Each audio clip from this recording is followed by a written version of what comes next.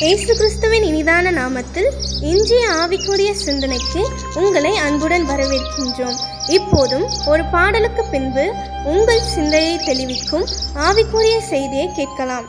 நஷ்டங்கள் வந்தாலும் இழப்புகள் நேர்ந்தாலும்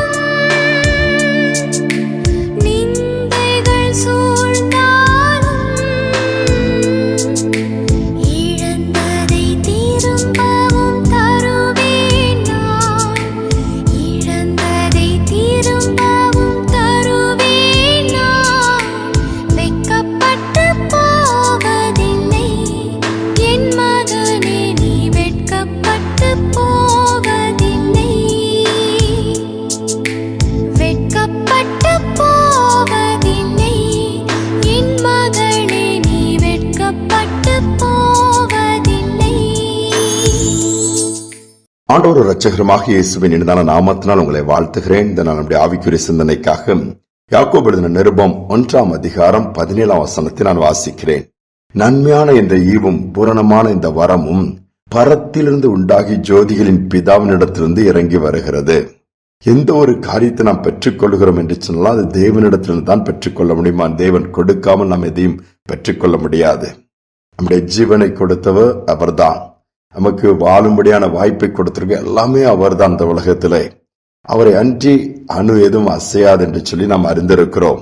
அப்படிப்பட்ட சர்வ வல்லவர் நம்முடைய வாழ்க்கையின் ஒவ்வொரு பகுதியும் ஒவ்வொரு காரியங்களையும் கவனித்து பார்க்கிறார், எல்லாவற்றையுமே அறிந்திருக்கிறார். யோபுடைய வாழ்க்கையை பாருங்கள். நல்ல செல்வ சீமானாய் கர்த்தருக்கு பயந்து ஆண்டவரே சாட்சி கொடுக்கிற ஒரு வாழ்க்கை யோபுக்கு இருந்தது. ஆனால் பிசாசானவன் தேவனுடைய சமூகத்துல போய் சேலஞ்ச் பண்ணுகிறான். உம்முடைய தாசனாகிய யோபுக்கு இவ்வளவு வசதி வாய்ப்பை கொடுத்திருக்கேன், அதனாலதான் நம்மை துதிக்கிறான், நம்மை தூசிப்பதில்லை, நம்மை புகழுகிறான் சொல்லும் பொழுது அதோடு மட்டுமல்ல, அவனுக்கு பிரச்சனை கொடுத்து எல்லாவற்றையும் எடுத்து போட்டால், அவனுக்குரிய எல்லாவற்றையும் உரிந்து போட்டால், அழித்து விட்டால் நம்மை தூசித்து விடுவான் ஒரு சவால் வைக்கிறான். ஆண்டவர் என்ன சொல்லுகிறார்? இல்லை, நீ எல்லா வேணாலும் செய்ய, எல்லாவற்றையும் என் தாசனாகிய யோபு இழந்தாலும் என்னை தூசிக்க மாட்டான், எனக்காக நிற்பான். இதுதான் ஆண்டவர் சொன்ன வார்த்தை. அடுத்து என்ன நடந்தது உங்களுக்கு தெரியும். யோபுவின் புஸ்தகத்தை வாசித்தவர்கள் அத்தனை இழப்புகள், பொருட்களை இழக்கிறான், ஒட்டமைகளை இழக்கிறான், குல்லா, ஆடு, மாடு, ஒட்டகம் எல்லாவற்றையுமே இழக்கிறான். அதையும் தாண்டி அப்படியே போயிட்டு இருக்கும்போது யோபுவின் புஸ்தகம் 1 அதிகாரம் 19 வாசிக்கும் பொழுது வனாந்திர வழியாய் ஒரு பெருங்காற்று வருகிறது. அந்த வீட்டின் மேலே மோதும் பொழுது அங்குதான் யோபுடைய பிள்ளைகள் எல்லாம் உட்கார்ந்து இருக்கிறாங்க. அந்த வீடு சுவர்கள் எல்லாம் இடிந்து விழுந்து 10 பிள்ளைகளும் அந்த இடத்துல இருந்து போய்விடுகிறார்கள். நான் ஒருவன் மட்டும் தப்பி வந்தேன்னு ஒரு வேலைக்காரன் யோபுக்கு சொல்லுகிறான். எப்படி இருக்கும்?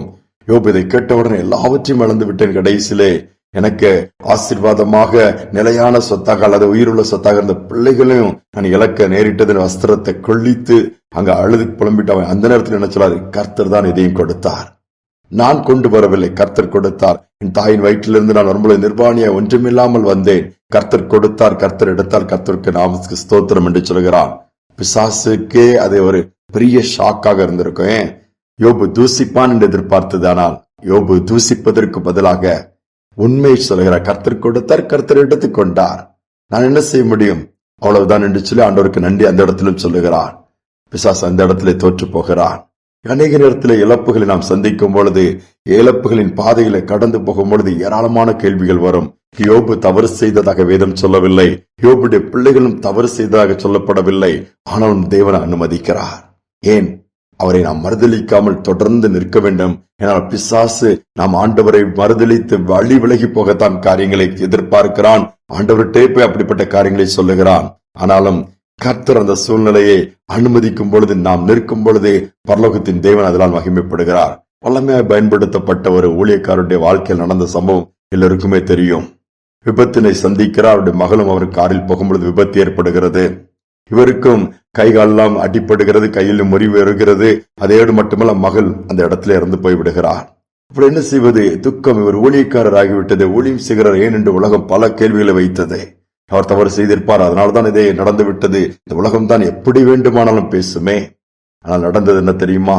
இவர் துக்கத்தோடு உட்கார்ந்து விட்டார். ஊழியம் நின்று விட்டது. அப்படியே அழுது கொண்டு இருக்கும் பொழுது ஒரு நாள் குடும்பமாய் ஆண்டவர் சமூகத்தில் உட்கார்ந்து இருக்கிறாங்க.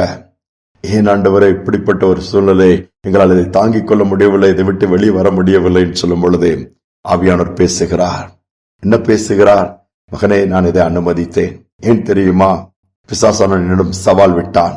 இப்படிப்பட்ட ஒரு சம்பவம் அந்த குடும்பத்திலே உன் வாழ்க்கையில் நடந்தால் நீ ஊழியத்தை எல்லாம் நிப்பாட்டிடுவா, ஆண்டவரை மறுதலிப்பாய், தூசிப்பாய், என்னை விட்டு தூரமா போய்விடான்னு சொல்லும்போது இல்லை, என் மகன் நிற்பான், தொடர்ந்து எனக்காய் ஓடுவான், என் வேலையை செய்வான், நானும் அவனை மகிமையை பயன்படுத்துவேன். இதுதான் நான் சொன்னேன். இப்பொழுது அவன் பிசாசு மீண்டும் வந்து நிற்கிறான். நீங்கள் அமைதியாக உட்கார்ந்து விட்டீர்கள், ஊழியத்தை நிறுத்தி விட்டீர்கள். ஏராளமான கேள்விகள் உங்களுக்குள்ளே வந்து கொண்டிருக்கிறது. மற்றவர்கள் கேட்கிற கேள்விகளுக்கு பதில் சொல்ல முடியாமல் தவிக்கிறீர்கள். உலகம் எப்படி வேண்டுமானாலும் பேசும், அதற்கு செவி கொடுக்கிறீர்கள். இப்பொழுது நீ என்ன சொல்ல போகிறாய்? இந்த முகத்துல கரியை பூசப் போகிறாயா, இல்லை பிசாசை நீ வெட்கப்பட வைக்கப் போகிறாயா? இந்த ஒரு கேள்விதான் ஆண்டவர் கேட்கிறார்.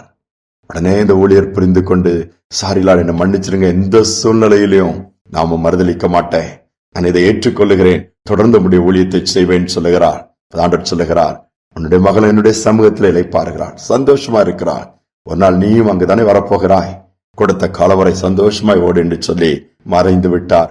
வல்லமை கொடுக்கப்பட்டது. வல்லமையாய் தேவனுடைய ஊழியத்தை அவர் செய்ய ஆரம்பித்தார். தேவனுடைய நாமம் மகிமைப்பட்டதா. அநேக நேரம் அநேக கேள்விகள் வாழ்க்கையில வரும். தோல்விகளை சந்திக்கலாம், இழப்புகளை சந்திக்கலாம், தொழிலில் நஷ்டங்களை சந்திக்கலாம். ஏன் நான் எங்க தவறு செய்தேன், ஏன் என் வாழ்க்கை மட்டும் அப்படி ஆயிடுச்சு, எனக்கு மட்டும் அப்படி நடந்திருக்குன்னு புலம்புறீங்களா? தேவன் அதிலும் மகிமைப்பட விரும்புகிறார். பின்வாங்கி விடாதீர்கள், மறுதளித்து விடாதீர்கள், சோர்ந்து போய் உட்கார்ந்து விடாதீர்கள். பிசாசை வெட்கப்பட வைக்க வேண்டும் என்று சொன்னால் தொடர்ந்து நியமித்திருக்கிற ஓட்டத்திலே இயேசுவை பார்த்து ஓடுங்க. அவரிடத்திலும் தான் பெற்றுக்கொள்ள முடியும். அவர் கொடுக்கிறவர், சம்டைம் எடுக்கிறவர். ஆனாலும் எல்லாம் அவருடைய நாம மகிமைக்காக ஒப்பு கொடுத்து தொடர்ந்து ஓடுவோம் என்று சொன்னால் தேவன் மகிமைப்படுவார். இந்த பாடுகளுக்கெல்லாம் ஒரு நாள் உலக வாழ்க்கையில முற்றுப்புள்ளி வைத்து பரலோக வாழ்க்கை கொடுத்து நம்மை சந்தோஷப்படுத்துவார். ஜெபிமான்பின் தகப்பனை, இந்த புதிய நாள் காலை நேரத்திற்காக நன்றியோடுமை துதிக்கிறோம், ஸ்தோத்தரிக்கிறோம். எங்கு பார்த்தாலும் போராட்டங்களும் வேதனைகளும் யுத்தங்களும் இன்னும் ஏராளமான நிர்பந்தமான ஒரு காலகட்டத்துக்குள்ள நாங்க வந்துட்டோப்பா. எங்கு என்ன எப்படி எது நடக்குங்கிறது நிதானிக்க முடியாத ஒரு சூழ்நிலைப்பா. அந்த நாளிலும் உண்மை நாங்கள் அதிகமாய் சார்ந்து கொள்ள, எந்த சூழ்நிலையும் பின்வாங்கி விடாதபடி உண்மை நிலைத்திருக்க, உங்களுடைய அன்பினால் நிரம்பி இருக்க, முறுமுறுக்காமல் இந்த விதத்திலும் அப்பா உண்மை தூசிக்காமல் உண்மை மகிமைப்படுத்த எங்களுக்கு உதவி செய்வீராக. பலவீனத்தோடு இருக்க பிள்ளைகளுக்கு பலன் கொடுங்க. இழப்புகளின் பாதையில் கடந்து போகிற பிள்ளைகளை தைரியப்படுத்தி வலதுகிறவங்களை தூக்கி நிறுத்தி அழைத்த அழைப்பிலே நின்று தொடர்ந்து மகிமைப்படுத்த உதவி செய்யுங்க. கண்ணீர் துடைக்கப்படட்டும், காயங்கள் ஆற்றப்படட்டும், துக்கம் சந்தோஷமாய் மாறட்டும், ஒரு உன்னத பலன் இறங்கட்டும் அப்பா. அற்புதங்கள் நடக்கட்டும். பெரிய காரியங்கள் செய்வதற்காக நன்றி தாழ்த்தி ஒப்புக் கொடுக்கிறேன். துதிக்கான மகிமை எல்லாவற்றையும் நமக்கு செலுத்துகிறேன். இயேசுவின் நாமத்தில் வேண்டிக் கொள்கிற நல்ல பிதாவே, ஆமேன் ஆமேன். நம்முடைய கர்த்தர் தான் எல்லாவற்றையும் கொடுக்கிறவர். அவரிடத்திலும் தான் வருகிறது, நாம் ஒன்றும் கொண்டு வந்ததில்லை. அவர் எடுத்துக்கொண்டாலும் சரி, அவர் நமக்கு கொடுத்து வைத்திருந்தாலும் சரி, எல்லாவற்றுக்கும் நன்றி சொல்லி கர்த்தரை மகிமைப்படுத்துவோம், பிசாசை வெட்கப்பட செய்வோம். சிந்தனையோடு இந்த நாளை தொடருவோம். மீண்டுமாய் நாளை தினம் சந்திப்போம்.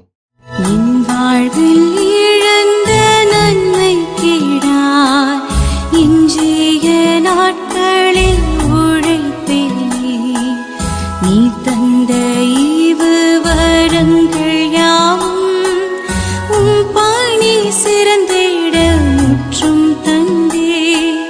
நீ தந்த ஈவு வரங்கள் யாவும் உம் பணி சிறந்திட முற்றும் தந்தே.